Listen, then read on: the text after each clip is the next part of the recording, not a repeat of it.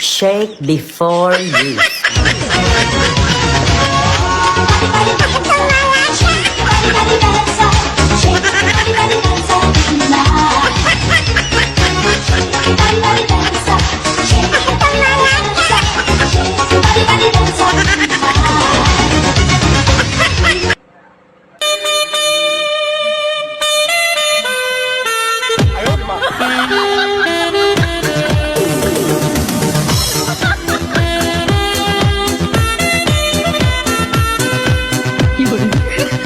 Bakit ba ganito ang nararamdaman ng puso ko?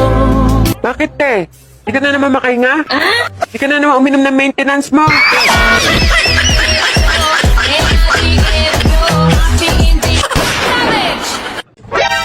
Pagod na ako.